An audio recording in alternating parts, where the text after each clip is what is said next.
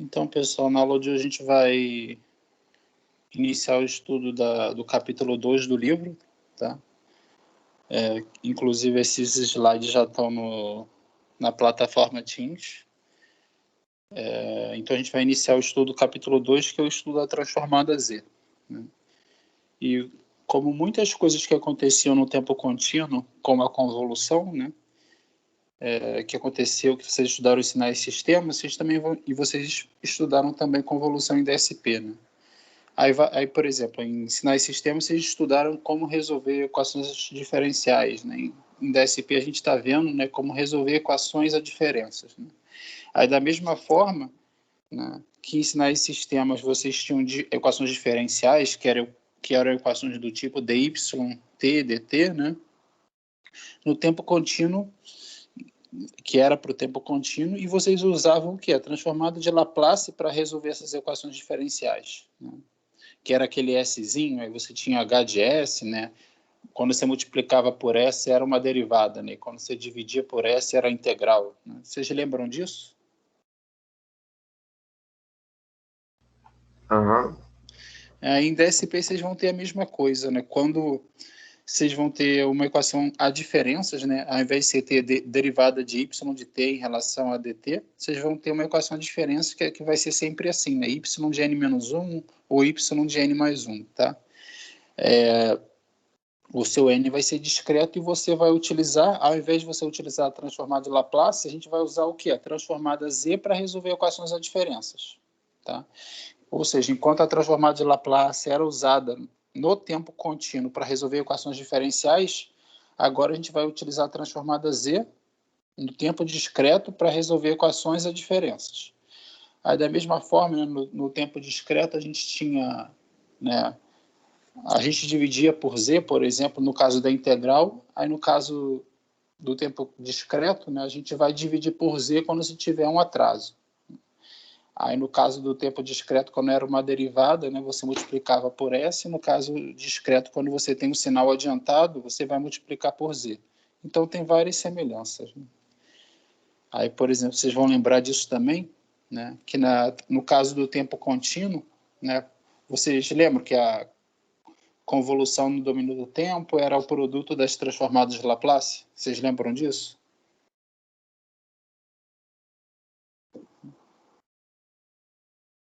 Né? Então, você podia fazer o quê? Se eu tenho convolução de x de t por h de t, o que você pode fazer? E você está interessado em saber y de t. Em muitos casos, é mais fácil você calcular a transformada de Laplace de x de t e obter x de s. Aí você vai tirar a transformada de Laplace de h de t, obter h de s, fazer a multiplicação de x de s por h de s. Aí você obtém finalmente o y de s que você deseja. O problema é que o y de s está no domínio da transformada de Laplace. Aí o que você tem que fazer? Você vai calcular a transformada inversa de Laplace de y de s. Aí finalmente você vai obter o y de t.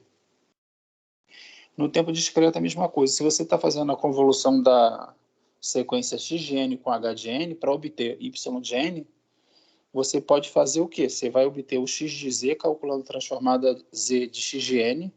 Você vai calcular, né, a transformada z de h de n para obter o h de z. Aí você faz a multiplicação de x de z por h de z, né? Aí você vai obter o y de z a partir dessa multiplicação. Aí, para obter o y de n, você vai fazer o quê? Vai calcular a transformada z inversa de y de z para obter y de n finalmente, tá? E esse procedimento é a ideia, por exemplo, que você pode usar a transformada de Fourier, né? Uma consequência disso é que você pode usar a transformada rápida de Fourier, né? Que é FFT, Fast Fourier Transform, para calcular a transformada, a convolução no domínio da transformada, né? Então, isso é bem prático, né?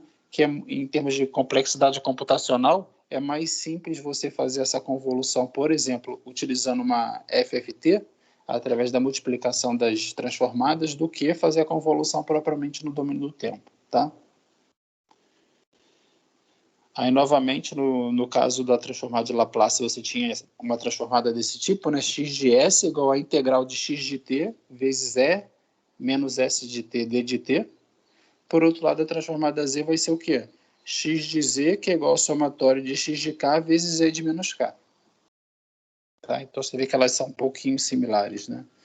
Com a diferença que em uma você tem um tempo contínuo e outra um tempo discreto. Aí a transformada de Fourier vai ser, né, um caso particular da transformada de Laplace, né?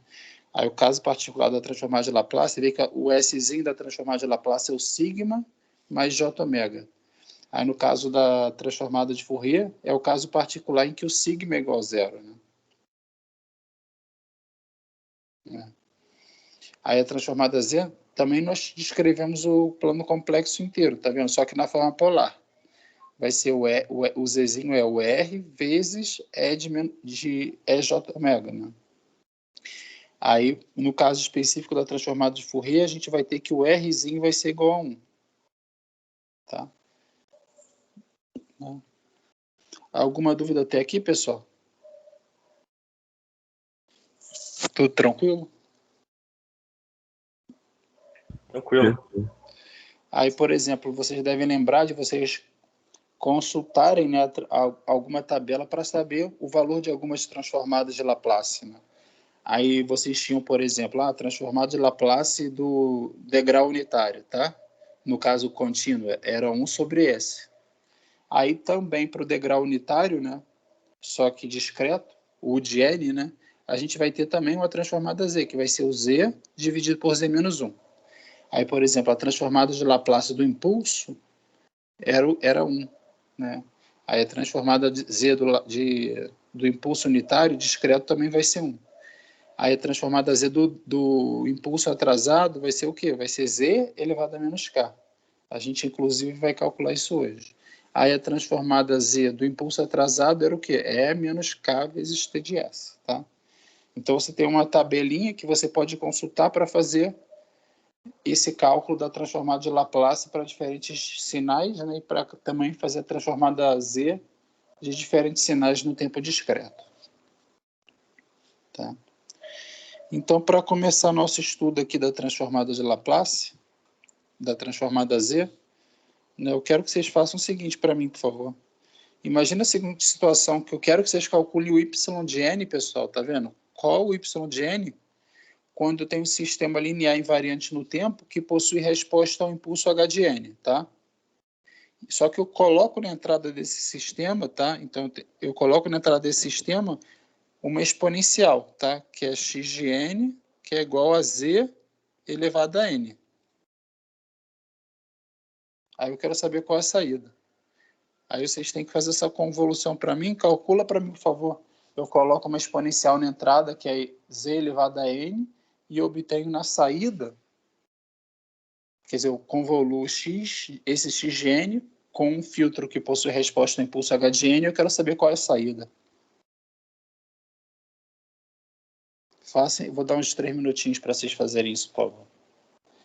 Eu quero que vocês calculem o y de n para mim, por favor.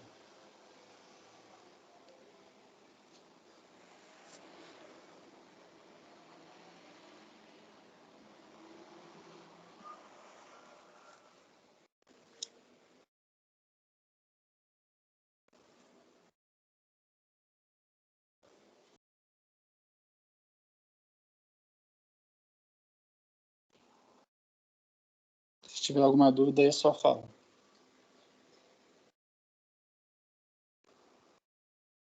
Esse slide já está no site também. E estou colocando todos os vídeos, tá, das aulas na playlist do YouTube, tá? Para quem quiser ver depois.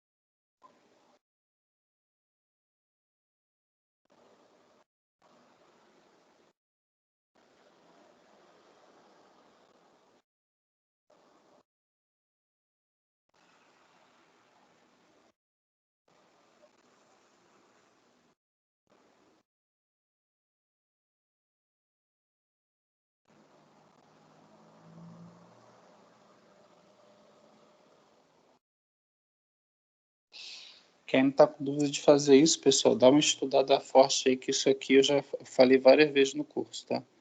Então, olha só, então eu vou calcular o y de n a partir do somatório de convolução, tá? Então, o somatório de convolução vai ser o k de menos infinito a infinito, x de n menos k vezes h de k, tá?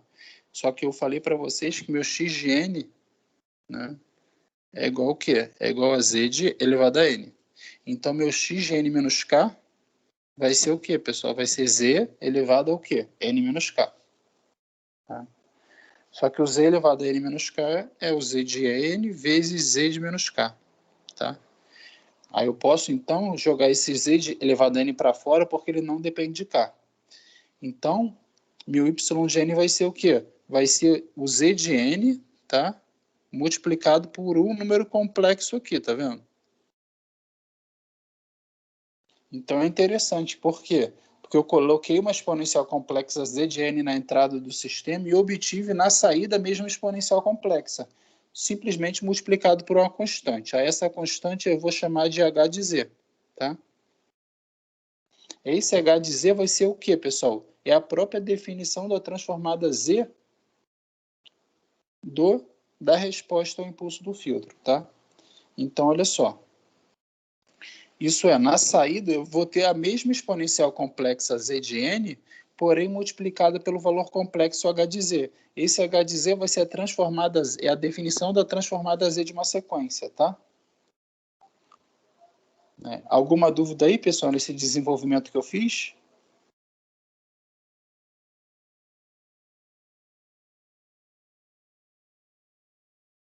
Tá tranquilo.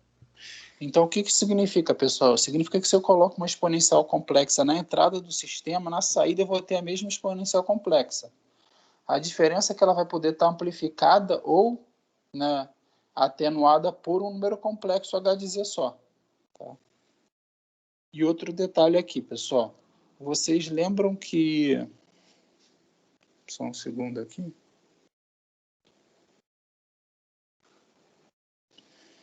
Em álgebra linear, vocês lembram que vocês tinham... tipo assim, se você tinha a de x, né, em que x é um vetor, aí você tinha lambda vezes x, né?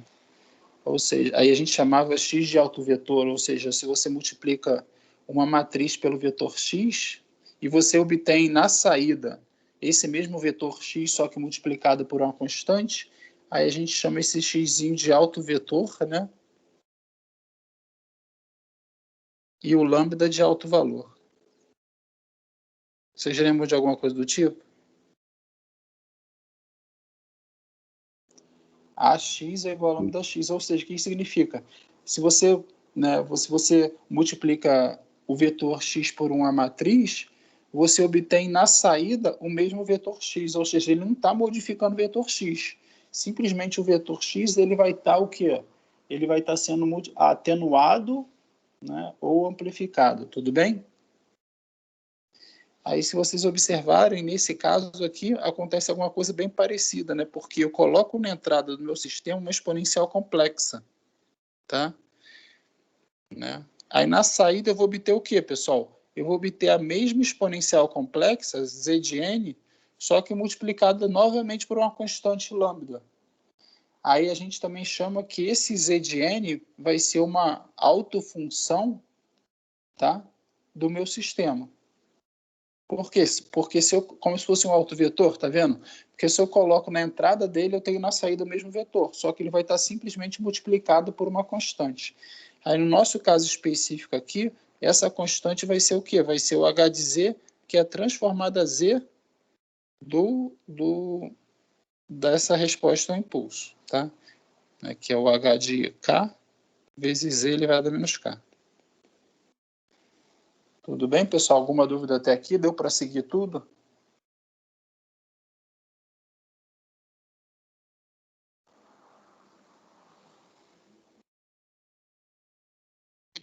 Beleza. Aí a gente vai ver na segunda parte do capítulo 2 que a transformada de Fourier de h de n pode ser escrita como?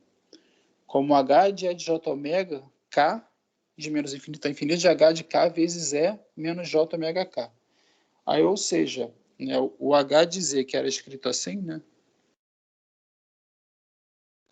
H de K vezes Z de menos K, né? A transformada de Fourier é simplesmente o caso particular em que o quê, pessoal? Em que o Zzinho é igual a E de J ômega, tá? Então, a transformada Z é um caso geral da transformada de Fourier, e a transformada de Fourier é simplesmente a transformada Z quando o meu Zzinho for igual a E de J ômega, ou seja, quando eu escolho o Rzinho, né, porque o Z é um número complexo qualquer, então Z é o quê? O R vezes E de J ômega. Aí, quando eu escolho o R igual a 1, eu vou ter o quê? A transformada de Fourier. Tá? Então, ó, tá vendo? O H de E de J ômega é simplesmente o H de Z quando eu escolho o Z igual a exponencial complexa, E de J ômega, tá? Esse H de J ômega que a gente já viu, né, pessoal? Esse H de E de J ômega, né, qual a amplitude dele? Qual a amplitude do sinal E de J ômega? Né? A magnitude dele, desse número complexo. Isso aí está nas aulas iniciais, tá, pessoal? Em que eu falei dos sinais, tá? Então, quem não sabe isso tem que estudar essa parte aí, tá? Porque não vai deixar de entender bastante coisa. Então, o módulo de H de E de J ômega tem que ser sempre 1. Por quê? Porque porque eu estou interessado o quê? No módulo sinal que é cosseno de ômega mais I seno de ômega. Né? E eu sei que o módulo de um número complexo é o quê? É a parte real ao quadrado. Então, vai ser cosseno ao quadrado de ômega mais seno de ômega ao quadrado. Só que cosseno ao quadrado de ômega mais seno ao quadrado de ômega é igual ao quê? É igual a 1, então vai dar raiz de 1, que é igual a 1. Tá? Então, aqui eu mostrei para vocês que uma exponencial complexa do tipo E de J ômega, ela vai ter sempre módulo 1. Né? Então, uma exponencial complexa desse tipo, ela está sempre aqui ó, no círculo unitário. Aí, por exemplo, se eu tenho ômega igual a 0, né? Eu estou aqui na origem, tá vendo? Se eu tenho ômega igual a π sobre 2, eu estou aqui. Se eu tenho ômega igual a π, eu estou aqui. Se eu tenho ômega igual a 3π sobre 2, eu estou aqui. Se eu tenho ômega igual a 2π, eu dou uma volta completa no círculo unitário.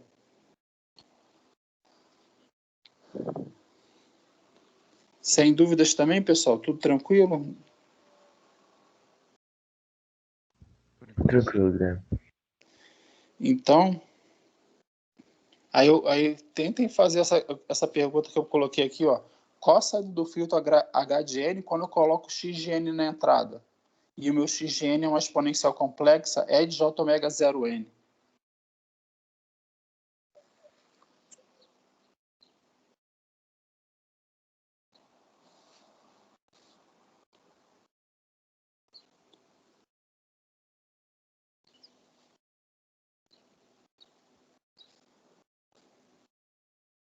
Vou dar uns 3 minutos aí.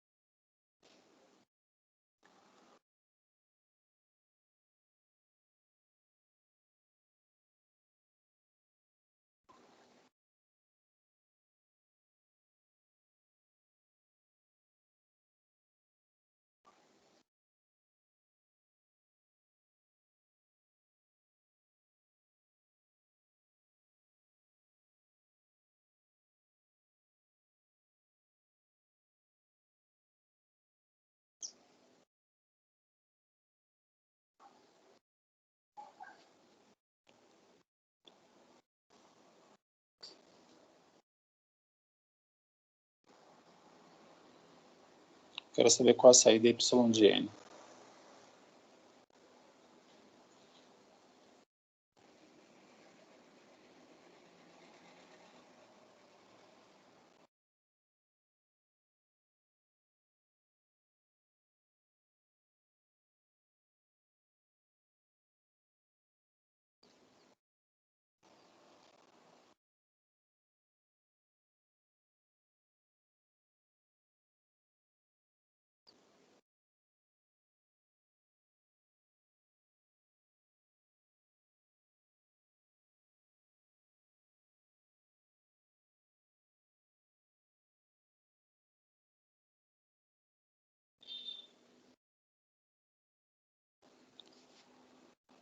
Eu posso fazer? Sim, que eu fiz já.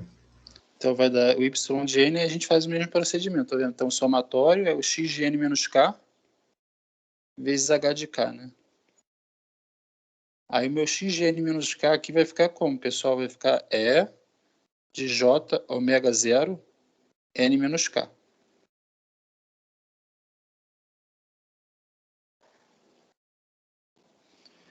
Né? Vezes h de k.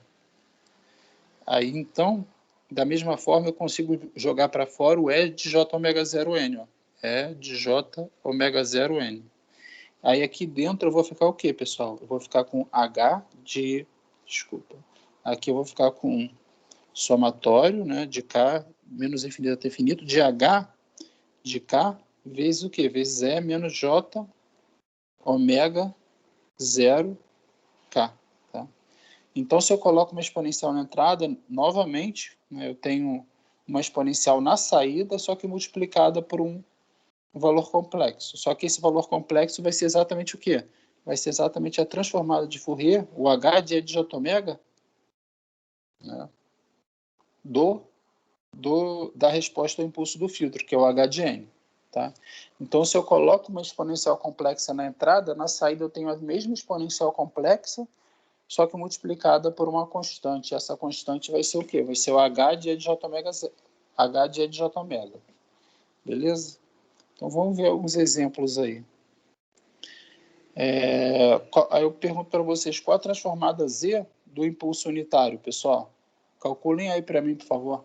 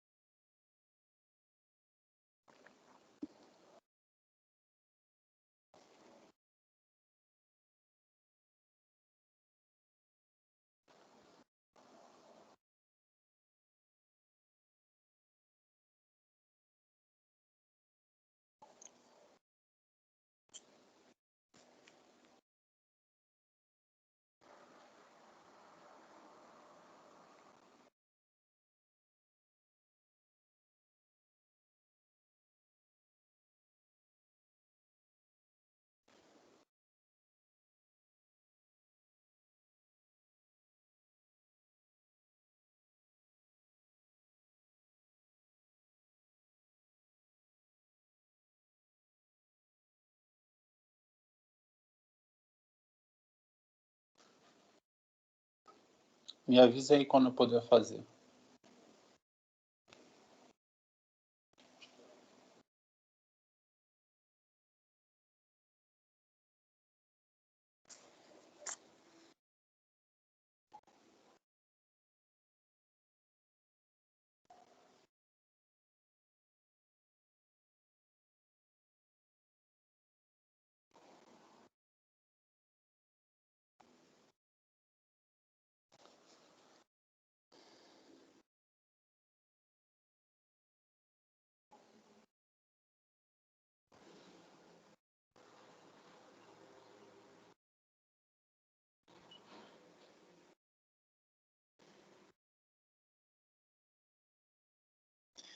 E aí, Tonelli, qual a transformada Z do impulso unitário?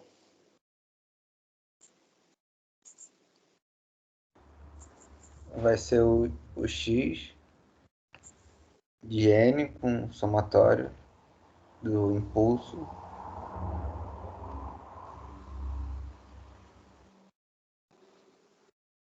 Aí tem que entrar o z também, né? Com certeza. Alguém conseguiu calcular aí, pessoal, a transformada Z do impulso unitário? Deu quanto?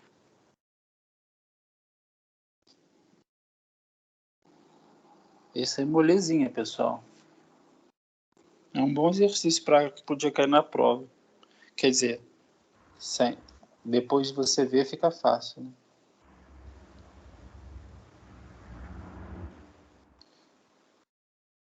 Que esse é o mais tranquilo de todos, pessoal. Vocês concordam que o h de z vai ser isso aqui?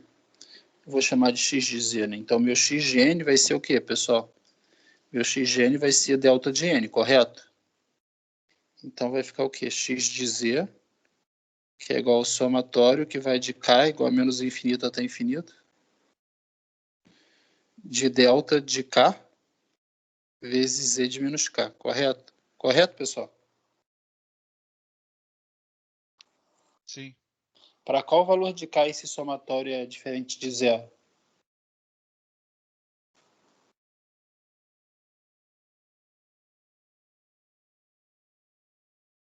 K igual a zero. Só para K igual a zero. Então, você só precisa se preocupar com o quê? Ó? Com delta de zero vezes Z de menos zero. Né? Aí o delta de zero é 1, então vai ficar o quê? 1 vezes Z de zero, e Z elevado a zero é o quê? É 1. Então vai ficar 1. Então, meu x de Z, que é a transformada Z do impulso unitário, vai ser o quê? Vai ser igual a 1. Tá vendo? Aqui eu nem desenvolvi tanto, né? Mas eu desenvolvi mais ali escrito em vermelho, tá? Porque simplesmente você faz, o que facilita tudo é que o meu delta, né, que é meu impulso unitário, ele é somente diferente de zero para K igual a zero. Então, todos os outros termos eu posso ignorar. Entendeu, Tonelli? Entendi. Entendeu? Aí, qual a transformada de Fourier do impulso unitário, pessoal?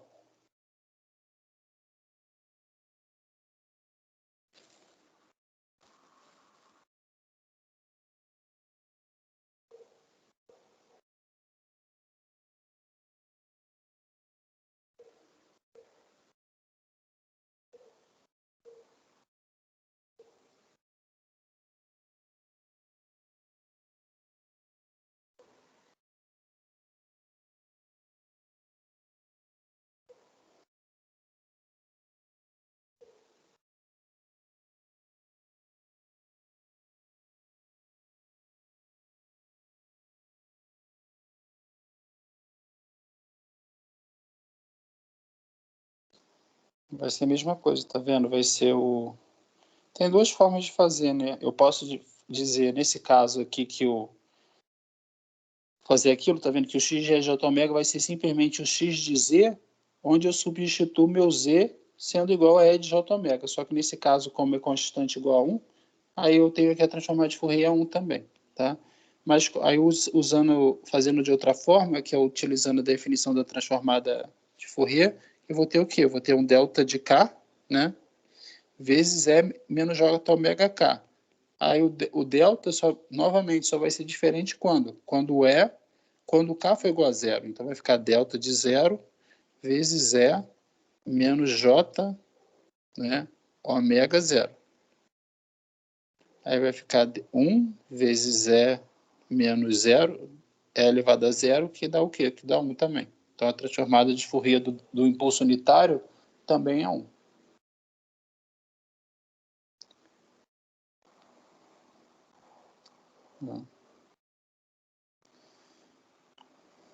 Aí a gente vai ver que o significado disso, né, que quando você tira a transformada de Fourier de um sinal, você quer saber quais frequências que aquele sinal tem, tá?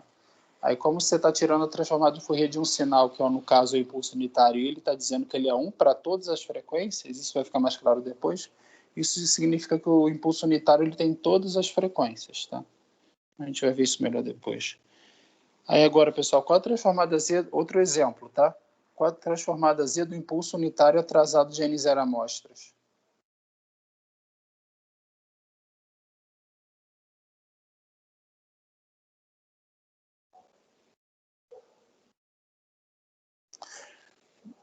Se eu estou dizendo que o impulso... Qual, se X, que é o impulso atrasado de N0 amostras, pessoal? É o quê?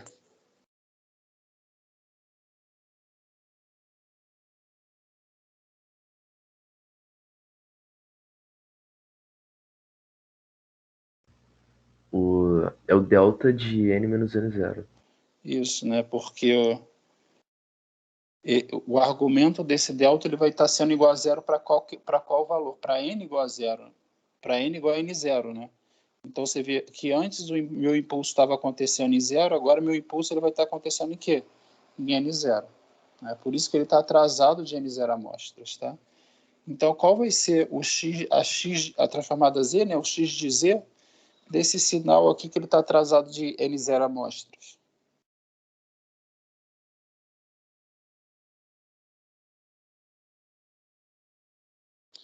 Qual a transformada Z, né, de x de n? Ou seja, qual é o meu x de Z?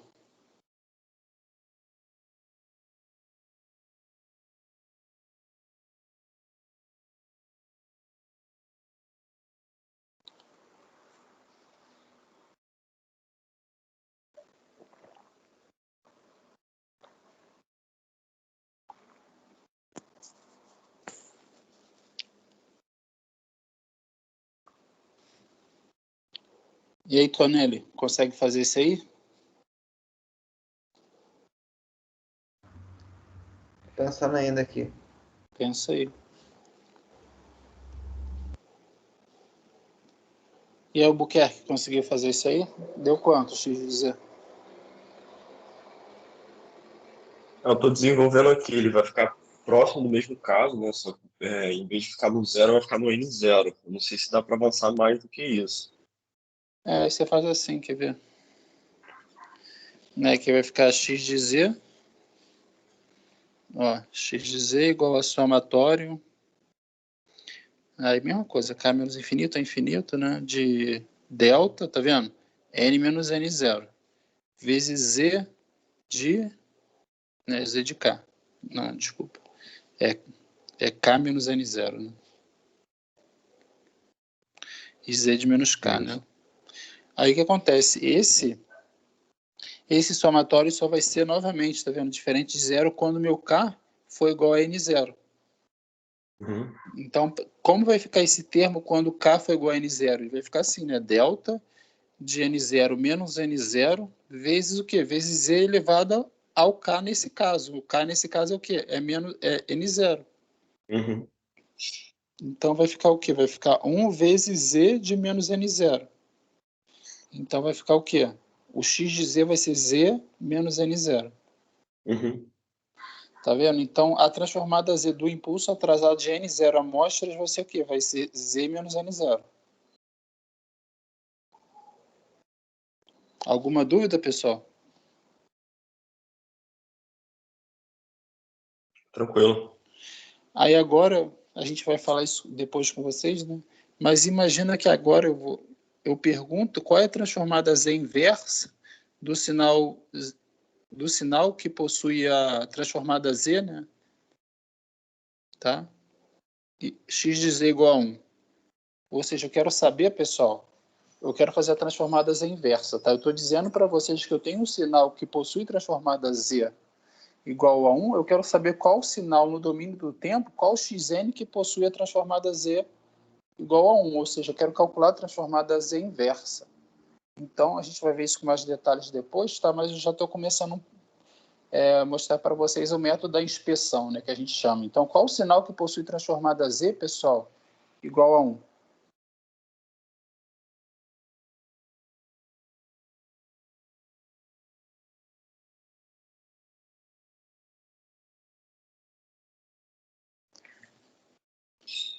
É do impulso unitário, né? Então, vai ser isso, ó.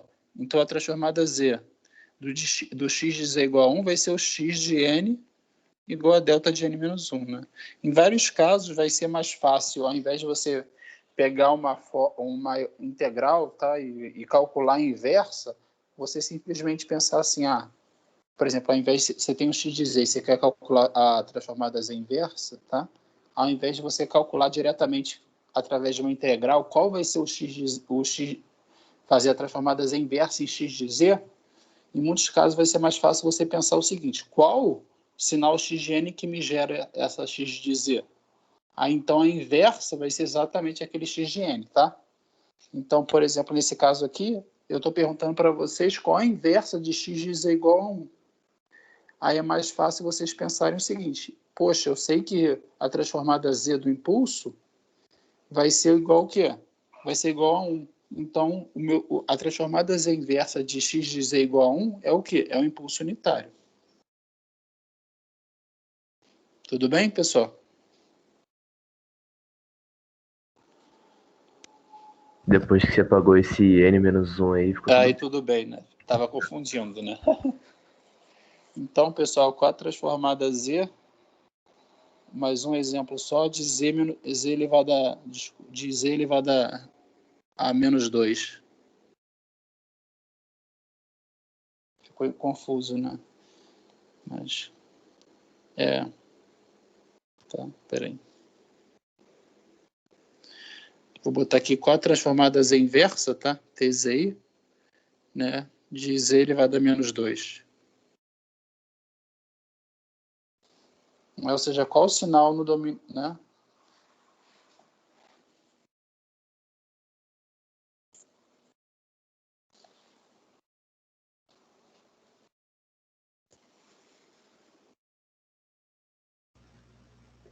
Essa vai ser, eu acho, né? O impulso atrasado de 2 amostras. Isso, né? Porque nesse caso, nosso N0 está sendo 2, né? Aí você sabe que então vai ser o N menos 2, tá? Se fosse Z mais 2, né? Aí seria simplesmente o quê? O impulso adiantado de 2 amostras, que é o delta de N mais 2. E Lucas Torquato e Tonelli, estou entendendo tudo aí? Alguma dúvida? Sim, sim, professor. Eu tenho que dar uma Eu tô pegada melhor nisso. acompanhando. Realmente estou acompanhando certinho. Né? Então, deixa eu ver aqui. Aí mesma coisa, ó, qual a transformada de Fourier do impulso unitário atrasado de N0 amostras, tá? Aí a forma mais fácil, a gente já sabe que a transformada de Fourier, tá? Quando ela existir, ela vai ser sempre o quê? Né? Vai ser o x de z quando eu escolho o meu z sendo igual a E de J omega.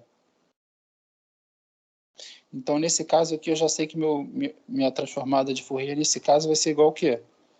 E elevado a J omega menos N0, que aí vai ser igual a isso aqui, ó. E menos J omega N0. Beleza?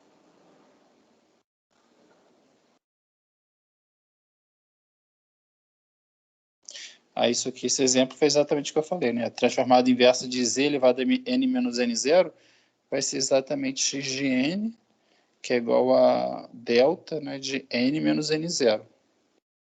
Tá? Beleza? Então, vou continuar daqui. Eu vou mostrar isso para vocês, tá? Mas isso aqui é um pré-requisito importante, tá? Que se eu considero que o Z é um número complexo, se Z é um número complexo, tá? E se eu fizer esse somatório finito de 1 mais E ao quadrado mais E ao cubo até mais E elevado a N, eu posso escrever esse somatório, tá? De uma forma fechada da seguinte forma: 1 menos E elevado a N mais 1 dividido por 1 menos E, tá? Então, é bem útil para a gente conseguir escrever dessa forma. Aí, aqui embaixo, eu vou provar para vocês que dá para escrever isso. Aí, vocês nunca mais vão esquecer. Né? Ó, então, eu tenho meu S, tá? Que eu quero calcular, que é 1 mais Z, né? Mais Z, isso. Mais Z ao quadrado, né? Até mais Z, sei lá, N menos 1, né? Mais Z elevado a N. E aí, vocês têm alguma sugestão de como eu obtenho aquela equação 10 ali em cima, pessoal? Tem um macetinho que é interessante, vocês nunca mais vão esquecer.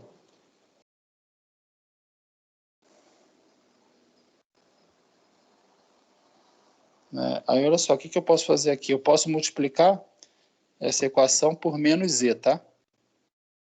Então vai ficar menos z vezes s, que aí vai ficar menos z, tá? Menos z ao quadrado, menos z ao cubo, né? Aí vai indo a vida toda. Aí vai ficar o quê? Menos z elevado a n. Todo mundo concorda comigo? Opa, fiz coisa errada. Isso, menos z elevado a n, menos z elevado ao quê? N mais 1. Não é isso, pessoal? Aham. Aí, o que eu vou fazer agora, pessoal? Somar um com a outra, né? Aí vai ficar o quê, ó? S, vê se vocês concordam. 1 menos z, só botei o S em evidência. Aí aqui, ó, tá? Aí eu vou cancelar os termos, tá vendo? Aí menos z vai cancelar com z, menos z ao quadrado com z ao quadrado.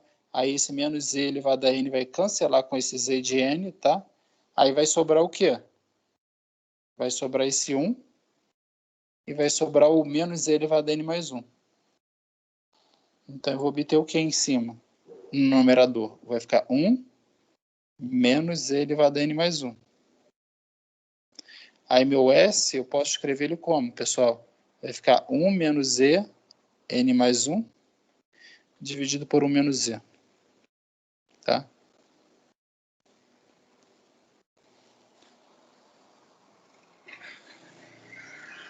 Legal, né? Sei lá, pelo menos eu acho que nunca mais esquece, né, vendo isso. E às vezes até em alguma situação você esquece da fórmula, né? Só fazendo isso aqui, nem precisa memorizar, né? Rapidinho você obtém a fórmula. Tudo bem, pessoal? Vocês entenderam o que eu fiz aqui? Sim, sim. Então a gente obteve essa expressão geral aqui, né? Tá? Aí eu posso também escrever essa série como uma série infinita, tá vendo que ela vai até infinito ao invés de parar em n, tá? Mas aí o que acontece, né? É que aí se eu escolho, pessoal, um zzinho que o módulo dele é menor do que 1, tá? Aí quando eu tendo meu nzão para infinito, né?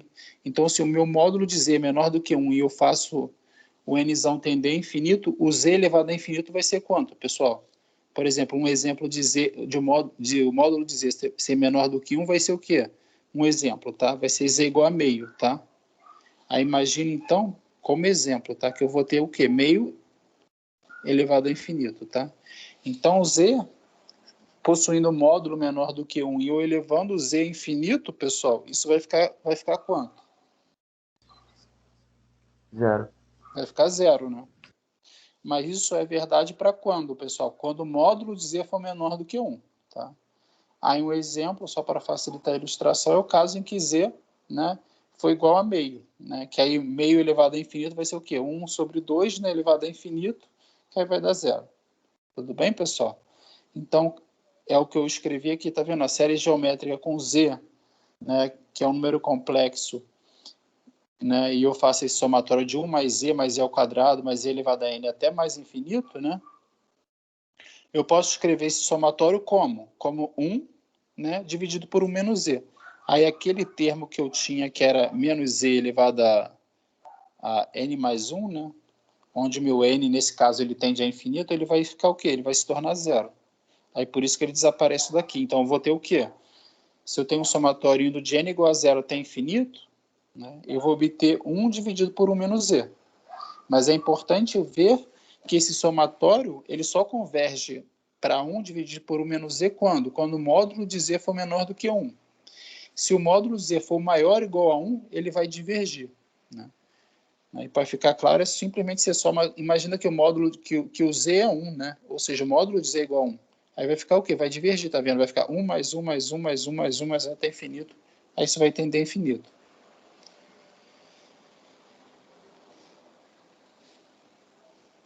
Tudo bem? Aí um caso simples também, tá? É um caso em que eu tenho A vezes E elevado a N, tá? Aí nesse caso é bem simples, eu simplesmente posso colocar o A para fora do somatório, aí vou ficar exatamente com o que eu tinha antes, né? Aí vai ficar A, aí vai ficar A, né? Vezes o que eu obtive no slide anterior. Então vai ficar A dividido por 1 menos Z. Onde eu também eu só vou ter essa convergência se o quê? Se o módulo de Z for menor do que 1. Mas eu vou divergir por módulo de Z maior ou igual a 1. Alguma dúvida nesses pré-requisitos, pessoal? Tudo bem? Lucas, Tonelli, entenderam aí, Lucas, Tonelli? É Sim, isso. professor. Beleza. Então, tá, peraí. O que eu faço agora? O que é melhor para... Deixa eu ver, tem quanto tempo? Tem 10 minutos.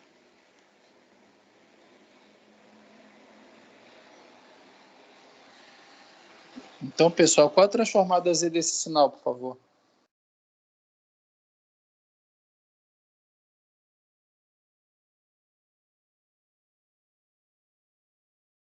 Calculem aí para mim, por favor. Eu vou dar uns 4 minutos para vocês fazerem.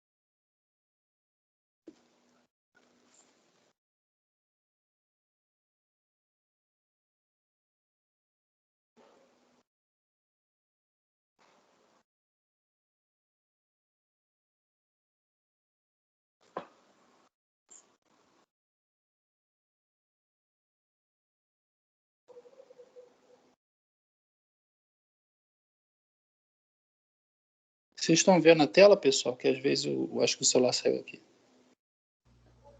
Tá a tela do Teams. É engraçado isso.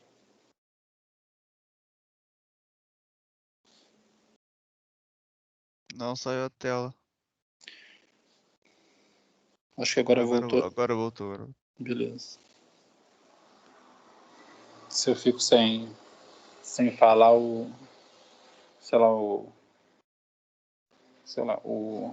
iPad, ele muda de usuário, aí quando ele muda de usuário, ele para de compartilhar. E aí, vocês conseguiram calcular, pessoal? Então, nesse caso, né, eu tenho o quê? Eu vou ter...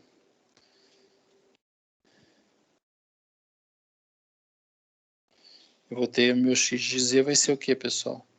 Vai ser o somatório, né, de x de n vezes z de menos k. Né? X de k vezes z de menos k. Né? Então, eu vou ter o quê? Eu vou ter 1, né, eu vou ter o z elevado a 0, né, mais z elevado a 1, né, mais z elevado a menos 1, mais z elevado a menos 2, até mais z elevado a menos 5. Né? Ou seja, essa expressão aqui vai ser exatamente ao primeiro pré-requisito que a gente viu, que é esse pré-requisito aqui, ó. Tá vendo? Quando eu escolho, né, meu z de n meu n sendo igual a 5, tá? Então eu vou ter o quê? Que meu x de z vai ser igual ao quê? 1 menos z elevado a 5 mais 1, então vai ficar 1 menos z elevado a 6, 1 menos z. Né? Aí vamos ver. Aí tá vendo exatamente, tá? Eu tenho aquela série geométrica, quando n é igual a 5, a gente vai obter o quê? Um somatório de n igual a 0 até 5, de z elevado a menos n. Tá? Então vai ficar 1 menos z elevado a menos 6, e 1 menos... Opa, não tem esse... Ah, tá, tem um detalhe aqui. O detalhe que vocês têm que observar aqui, pessoal. Tá vendo que aqui esse z é positivo? Beleza? Qual Z? Qual Z? Esse z do pré-requisito 1, tá vendo que ele é sempre assim, 1 mais z ao quadrado, mais z ao cubo, mais z elevado a n, tudo bem? Uhum. Aí eu obtenho esse 1 menos z elevado a n mais 1, dividido por 1 menos z, né? Aí o cuidado que a gente tem que ter aqui, ó, é porque nesse caso, a gente acaba ficando assim, né? Como se fosse assim, ó, z elevado a 0, mais o quê, ó? Como se fosse assim, ó, pessoal, z menos 1 elevado a 1, mais, tá? Z menos 1 elevado a 2. Vê se vocês estão entendendo o que eu estou fazendo. Mais Z elevado a menos 1 elevado a 5, tá? Tudo bem?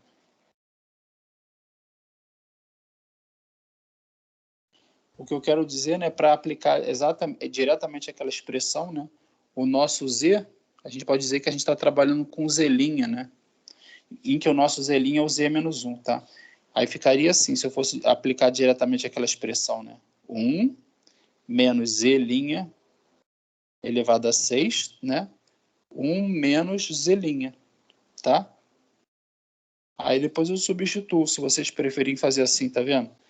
Só que o meu Z' é o quê? Z elevado a menos 1. Então vai ficar 1 menos Z elevado a menos 6, 1 menos Z menos 1. Vocês entenderam esse detalhe, pessoal? Sim, deu pra entender. Mas no final das contas daria a mesma coisa. Oi? No final de tudo daria a mesma coisa. Não daria porque senão você iria ficar aqui, ó. Ao invés de ficar 1 menos Z a menos 6, iria ficar 1 menos Z a 6.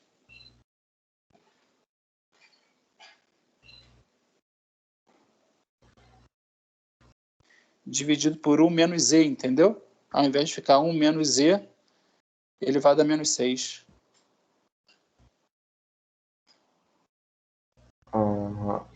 Sim. Entendeu, pessoal? É diferente, porque esse somatório, ele nos dá para qualquer valor de Z, só que tá vendo? Aí só que você tem um somatório com expoentes positivos, né? Nesse caso aqui, nossos expoentes são negativos, tá vendo? Eu tenho Z elevado a 0, mas eu vou ter Z elevado a menos 1, Z elevado a menos 2 e Z elevado a menos 5, tá? Aí, para facilitar a nossa vida, né? E para sempre estar trabalhando com expoentes positivos, o que eu fiz? Eu vou fazer assim, ó, Z elevado a 0 mais Z elevado a menos 1 elevado a 1, tá vendo? Aí sim eu estou trabalhando com expoentes positivos, tá vendo? Que vai ser 1, vai ser 2, até 5. Só que eu vou ter um Z', tá vendo? Aí eu posso usar aquela expressão usando esse Z' que eu tenho aqui. Aí vai ficar o quê? Aí fica assim, ó. Aí eu posso usar diretamente aquela fórmula. Vai ficar 1 menos Z' elevado a 6 dividido por 1 menos Z'. Só que aí eu depois substituo, né? Dizendo que meu Z', na verdade, é Z menos 1.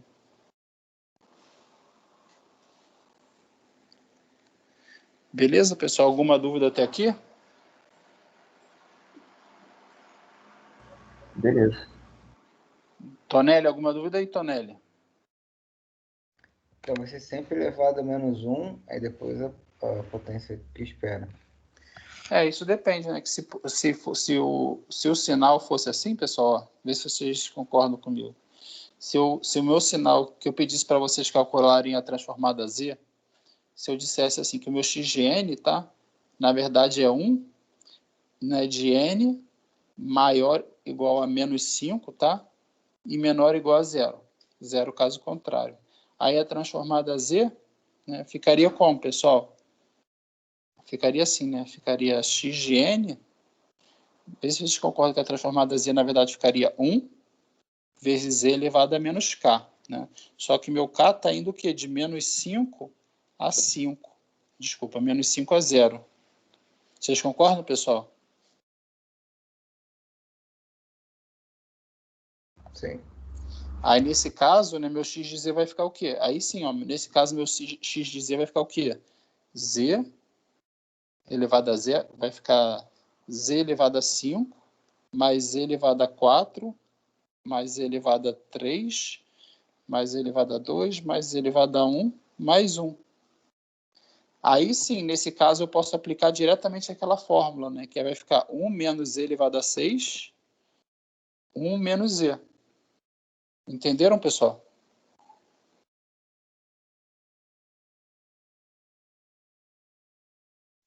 Sim, tranquilo. Beleza, pessoal? Então, a aula de hoje é até aqui, tá?